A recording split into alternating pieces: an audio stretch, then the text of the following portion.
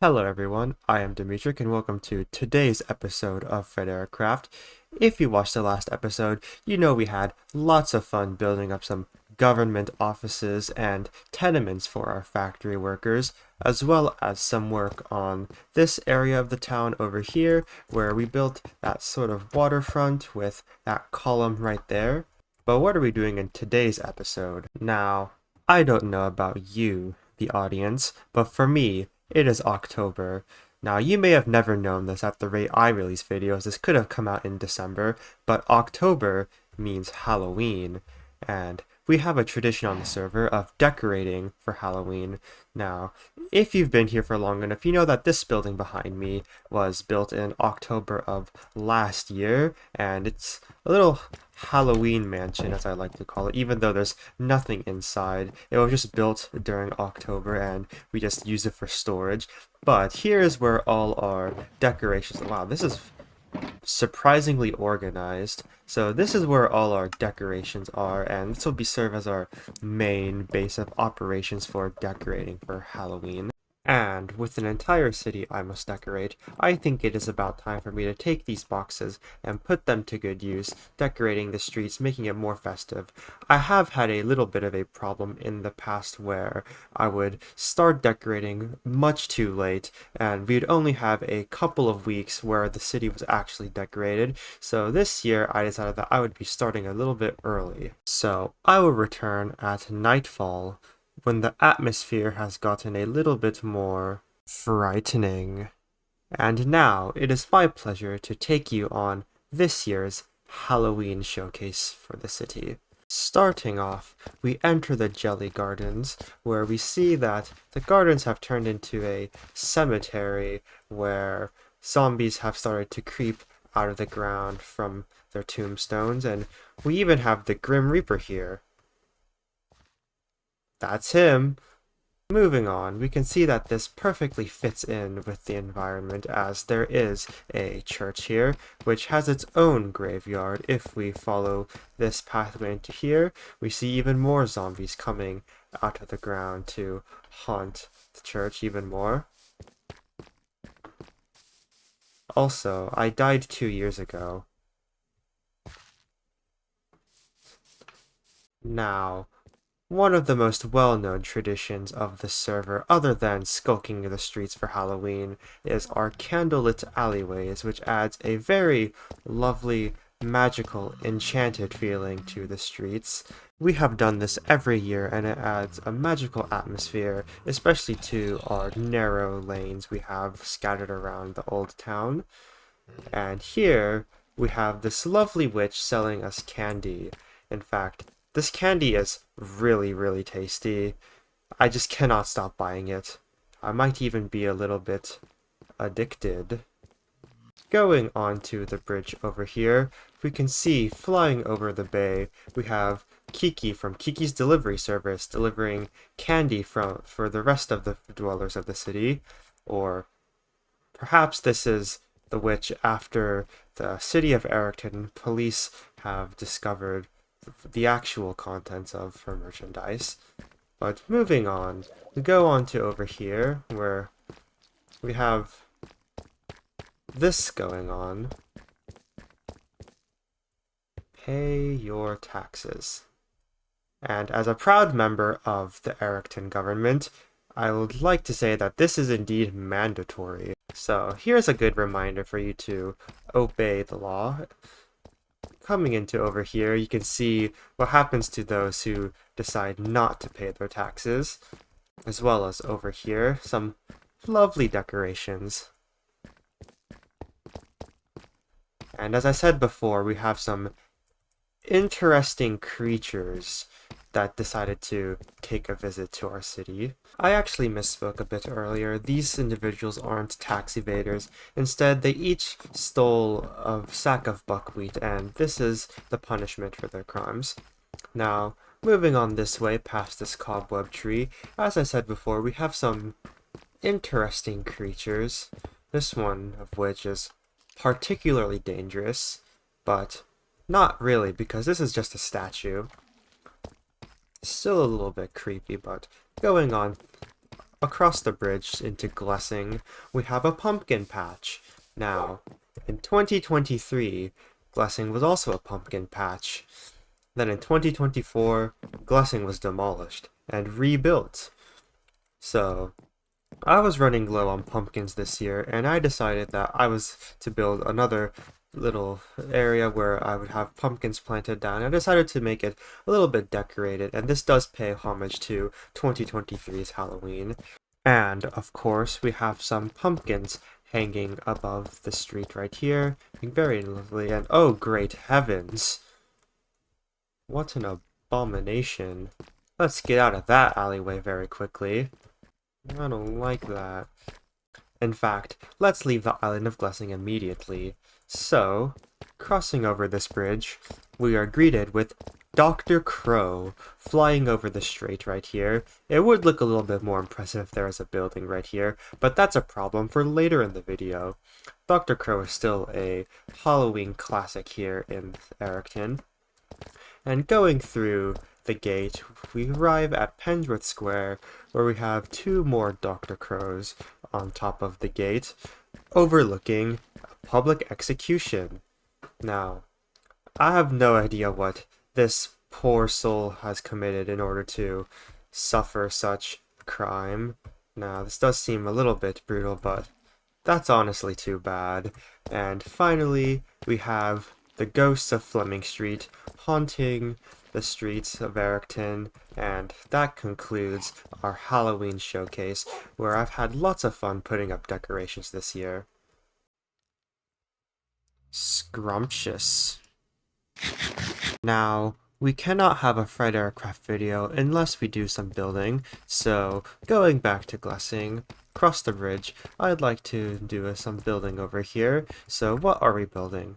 Well, you see, all the other boroughs of Ericton have something going on for them. For example, Pensworth has the train station, Edwardsford has Brick Square, and the CBD has tall buildings, and Glessing is just boring.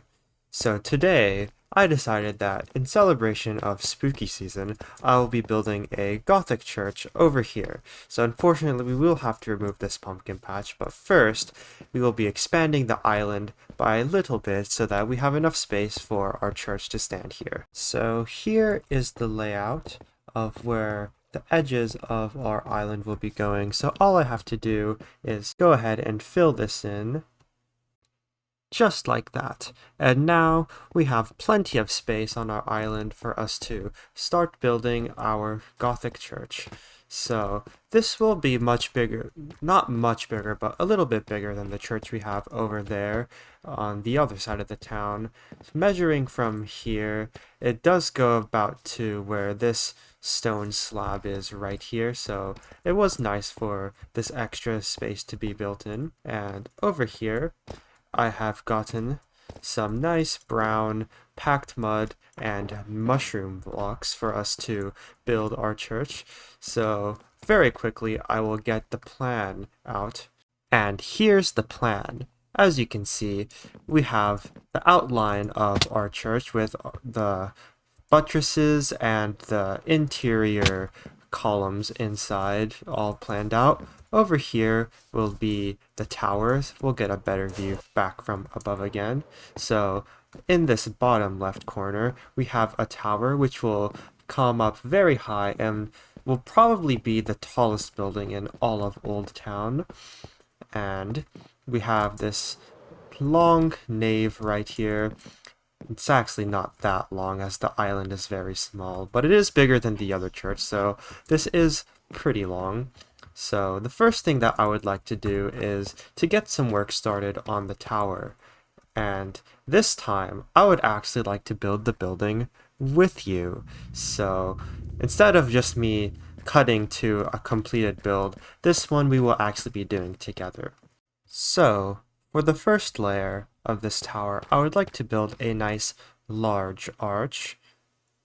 And we have our first layer of our tower here done. We have this nice massive arch which serves as our entryway into our church. We used some walls here to make it skinnier and have a more steep of an arch there instead of our typical circle wider ones, such as that one over there or over there. And the next thing that I would like to do is to have a little separator section, and then on top of that we'll have two small arches next to each other. And there we have our two smaller windows on the second layer. If we take a closer look, we can see that we use a wall and some stairs to create two small arches. And for the next layer up here, this will be the final window of the tower. This one will be the largest window, even larger than that one. So similar to this layer, we will have a little separation, and this one will be the most ornate layer with the most detail. Getting higher up on our scaffold, we have our largest window up here at the top. As you can see, the arch is bisected into two smaller arches right here, with the usage of a wall and some trapdoors, creating it nice and pointy. And the arch still continues up at the top, where I've used trapdoor and more walls to make the design. As you can see, our buttresses have tapered off and become part of the tower, and you may have noticed that this side is a little bit bigger, and that's because that side will be housing our staircase, which will go all the way to the top. And by staircase, we are just having a ladder, as that is what we can fit inside of that small area. But for our final layer, for our church tower, we will be making a nice parapet at the top. Anyways, we will be making a nice standing area at the top with 4 spikes. I do not know the architectural terminology for this, but with 4 spikes on each of the corners with one central spire going very high up. And there will be a nice observation area for you to view the entire city.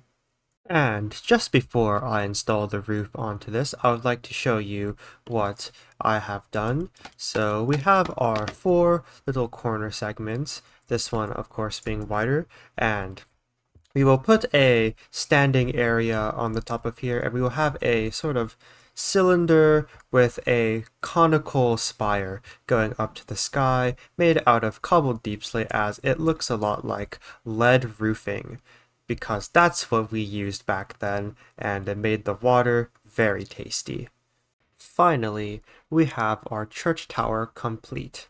So we have this nice, tall, narrow spire that goes all the way to the sun, and if we stand up here, we get some lovely views of the rooftops of our city, giving us a nice 360 panorama of the old town. So if we look far off into the distance, we can see the skyscrapers and the city hall, and I think that this is one of the best views you could ever get from the city, as you can see pretty much everything, and one day over there it will be filled with tall buildings. And here is our quote-unquote staircase we used to get up and down. So next thing to do, we will be doing the main area of the church, the nave. So first, I will make an arched window right here and copy that 3 times over, well, 2 times over to make 3 windows for the main body of our church. I've now got the outline of where the windows will be going done, and for these windows, I will be doing them with you. So the first thing we will be doing is we'll be taking some walls and going up by 4 on both sides and the middle. Next, we will take a slab, place that right there, and on either side, we will have stairs, and then put slabs right there, so we have this nice, lovely Gothic window right here. And there we have it copied 3 times over. And now for this back end of the church, we will have a nice big window right here.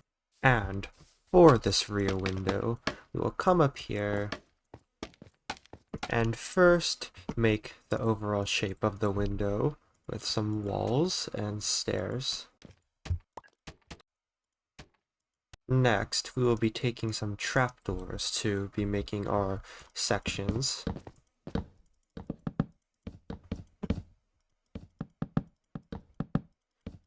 Then we take some stairs and just do that. And then after we open all of these trapdoors, we will have some arches on this bottom layer.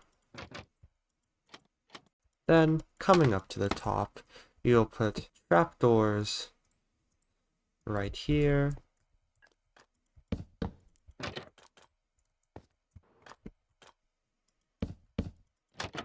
And some fences to create some more arches. And then stairs here and here. And if we come down here at the bottom, we can see our new completed window.